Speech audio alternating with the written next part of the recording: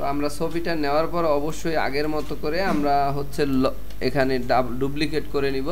তবে ওই যে যেটা বললাম যে সবচেয়ে ভালো হয় যে আমরা স্টেপগুলো কীভাবে ফলো করি। যেমন আমরা এখানে এডিট করব, আগের মতো এডিট করব, কিন্তু আমি যেই কাজটা করব এখানে দিলাম এডিট করে বড় বড় এক্সপোর্ট করলাম, তাহলে হয়তো বা সমস্যা হতে পারে। কিন্তু আমরা সেটাকে কিভাবে সলভ করব দেখেন, এখানে আমাদের কিছু ফাংশনও শেখা হবে। আমি আগের মতোই বড় বড় স্ক্রিনগুলো এটা সরাই ফেলবো, কারণ এতে আমাদের এই ফিনিশিংটা ভালো হবে। কিন্তু আমি এবার আবার অন্য প্রসেস করব, মোটামুটিভাবে যেগুলো আর কি আমার চোখে দেখা যায় এরকম। এখন এই দুইটা লেয়ারকে একসাথে ধরে কন্ট্রোল ই দিব, কন্ট্রোল ই মানে জয়েন্ট হয়ে গেল, ঠিক আছে। আবার এটাকে এবং আমি সেভও দিয়ে দিব, সেভও দিয়ে দিলাম, সমস্যা নাই। এখন সমস্যা যেটা হলো যে আমি এটাকে আবার ওই আর একটা লেয়ার করব, এইটা হলো আমি মূল ফটো মনে করলাম, ঠিক আছে, মানে দুইবার আমরা করব। এখন এইটাকে ধরে আমরা এই যে বিবির যে লাইট এটা দিলাম, তারপরে আমরা কি করব, কন্ট্রোল আই দিব, দেওয়ার পর আমরা চলে যাব ফিল্টার থেকে আদার থেকে হাই পাস দিয়ে আমরা যতটুকু করা যায় যে আমি বাড়াই দিলাম, মানে আমাদের যত ক্লিন করা যায় এই মেকআপের ইয়াটা যে ফেসটা এরকম হয়ে যাবে। তো আমি এটা দিয়ে ওকে দিয়ে দিলাম। এরপরে আমি ফিল্টারে যাইয়া আমরা কি করব, ব্লার থেকে গাজিয়ান ব্লার, এই গাজিয়ান ব্লার দেখেন এবার একবারে টোটালি জিনিসটা চলে আসছে। এখন আমি যদি এদিকে নেই তাহলে একটু ত্বকটা ওইভাবে দেখা যাবে, আর এদিকে নিলে স্মুথ হইতে থাকবে, ঠিক আছে, কিন্তু এই জায়গাটা জ্বলে যাবে। তো এই জন্য আমরা কি করব, এই ব্লারটারে কমায় দিব। তো কমায় দিলে আমার রিয়েলিটি আসতে থাকবে, একটু ইয়া হবে আর কি, বাস। ধরেন এরকম হইব, মেকআপ দিলে যেরকম একটা ভাব হয়, তো এতটুকু চাই, ত্বকটা এরকম হবে পুরো। তো আর যদি মনে করেন আরও একটু কম ইয়া চান, বেশি মসৃণ চান, সেক্ষেত্রে এদিকে নাড়াইয়া আপনি দিতে পারেন। তা আমি এরকম দিলাম, দেওয়ার পর ওকে দিয়ে দিলাম, ঠিক আছে, ওকে। তারপরে আমরা এই যে মার্কস নিব, ঠিক আছে, অ্যাড মার্কস দিব। এই অ্যাড মার্কস দেওয়ার সাথে সাথে আমাদের এখানে সাদা আসবে। অবশ্যই আমরা যেটা করব এখানে অবশ্যই আমরা এই কালো এটা নিচে আছে, এখন কন্ট্রোল আই দিব। আই দেওয়ার সাথে সাথে এখানে কালো হয়ে যাবে এই লেয়ারটা, এবং এখানেও কালো রেখে নেবেন। তো এরপরে আমরা ব্রাশ টুল নিয়ে নিব। ব্রাশ টুল নেওয়ার পরে আমরা যদি এখন ডলা দেই, দেখেন কত সুন্দরভাবে, কিন্তু আমি একটু জুম করে দেই, জুম করে দিলাম, দেখেন এখানে যখনই আমি এই যে ব্রাশ টুল দিয়ে ডলা দিব, দেখেন সব কিন্তু সুন্দরভাবে চলে যাচ্ছে, দেখছেন।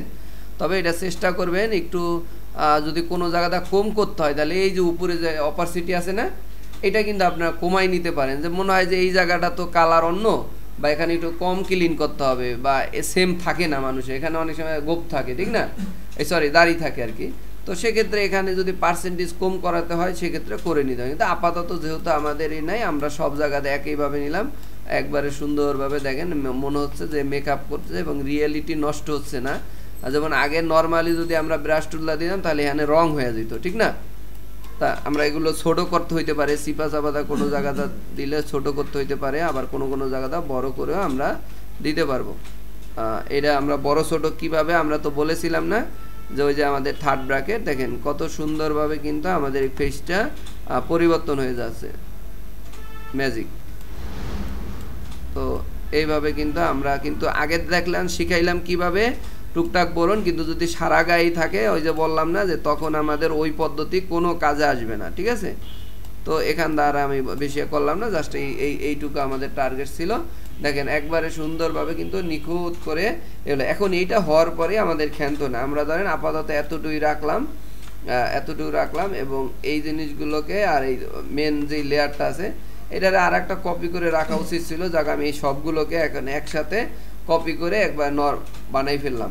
এরপরে এখন আমার এটারে কালার নিয়ে কাজ করতে হবে, বা ওই ফেদার নিয়ে যদি আলাদা কোনো যদি ভিন্নতা থাকে তখন রাইট বাটন ক্লিক করে ওই যে প্রথমটা আছে সেটা আমরা করব। করার পরে আমরা চলে যাব ব্রাইটনেস, কোথায় যাব, ইমেজ থেকে ব্রাইটনেস।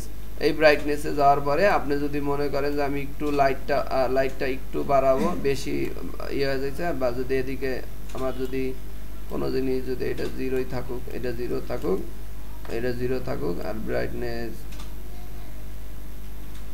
যতটুকু করা যায় করলাম, 8 করলাম, এবং কন্ট্রোল এল দিব। এল এ হচ্ছে কি করা যাবে, এল দিয়ে দিলে আমরা একটু এই যে এইভাবে করে আলাদা কালার নিয়ে কাজ করতে পারবো। এখানে কাস্টম কালার নেওয়া যাবে, এবং আমরা যদি ওই যে লাল যে বাপটা এটাকে একটু ইয়া করলাম এবং কন্ট্রোল এম দিব, এম দিয়া আমরা এই যে কাপ থেকে এখানে দিকে লাইটও করতে পারবো, একটু লালচে ভাবও করতে পারবো, যেমন মন চায় চোখের দেখা আমাদের করতে পারবো, কিন্তু আমরা মিডল থেকে দিলে সব সমানভাবে হবে।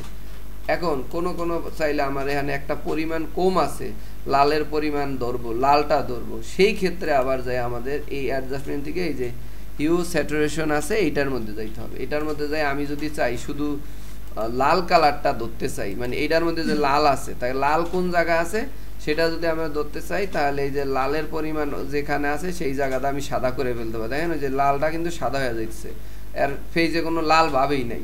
আবার যদি লালটা বাড়াই দেখেন ওই যে লাল কিন্তু বাড়তেছে, ঠিক আছে, শুধু লালটাই, গ্রিন থাকলে বাড়বে, না থাকলে এখানে এইভাবে আলাদা আলাদা করে আপনি সবগুলো ইয়েলো কালার যদি থাকে কোনো পরিমাণ, তাহলে ইয়েলোর পরিমাণটা আপনি বাড়াইতে কমাইতে পারবেন, ঠিক আছে, ক্লিয়ার, এইভাবে করা যায়।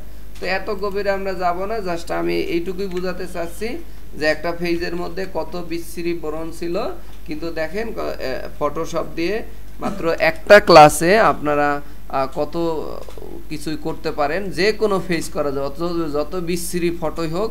এখন আমি যদি এই যে এই ফটোটাকে নিয়ে আসি, এই ফটোটাকে নিয়ে আসি, দেখেন এই ফটো আর এই ফটো, এখন আমি যদি আপনাদেরকে আরও অনেক কিছু করা যায়, আমাদের আরও অ্যাডভান্স টুল আছে, সেটা আছে কোনটার মধ্যে, সেটা আছে ফিল্টার। ফিল্টারের মধ্যে যে ক্যামেরা রো নামে একটা ফিল্টার আছে, এটা আরও ইয়া করা যায়, মানে আরও অনেক জাদুর মতো একটা ইয়া করা যায়, মানে স্মুথ। যেমন অনেক সময় আছে ফটো ঠিকই হয়েছে কিন্তু আমি এটাকে চাইলে স্মুথ করতে পারি।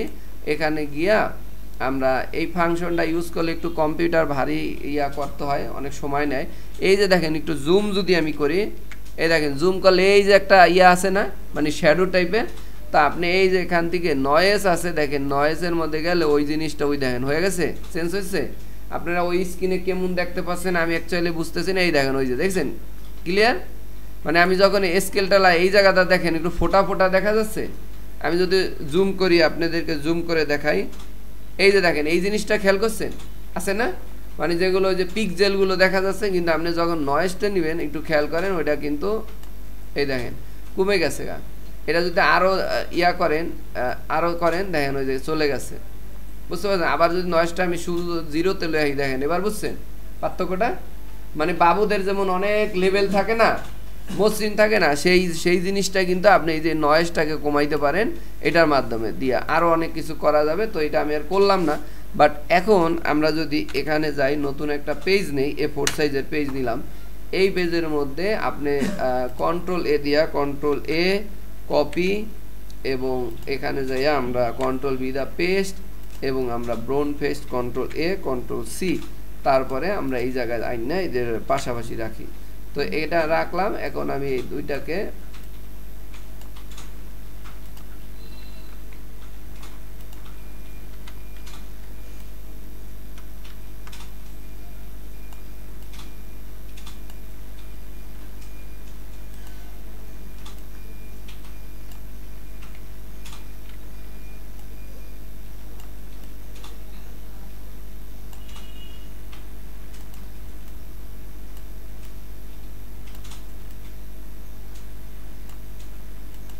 দেখেন, এখন আপনি চিন্তা করেন যে আমরা জাস্ট পেজের অল্প একটু ইয়া করেছি, তো এগুলো যদি একটু ইয়া খেয়াল করতে পারেন যে আমরা কত সহজে, এই হলো পূর্বের ছবি আর এই হলো নতুন ছবি, ঠিক আছে, তাহলে এই পরিবর্তনটা অন্তত 80% আপনি আনেন। আমি যদি সময় দিতাম, আমার ওই স্ক্রিন চায় না হয়তো বা কালার বেশি দেখা যাইতে পারে, কিন্তু এটা অরিজিনাল যে মনিটর যারা বিশেষ করে ডেল, এইচপি বা স্যামসাং বা আসুস বা এই ধরনের দামি মনিটর ইউজ করেন, তাহলে প্রপার কালারটা চোখে দেখে, এই জন্য গ্রাফিক ডিজাইন যারা অবশ্যই বাসায় ভালো মানের মনিটর ইউজ করবেন।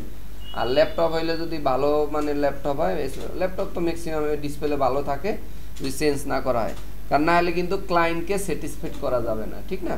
তো thank you so much, record এই পর্যন্তই থাকলো, কিন্তু এখন আপনারা এই জায়গায় বসে করবেন।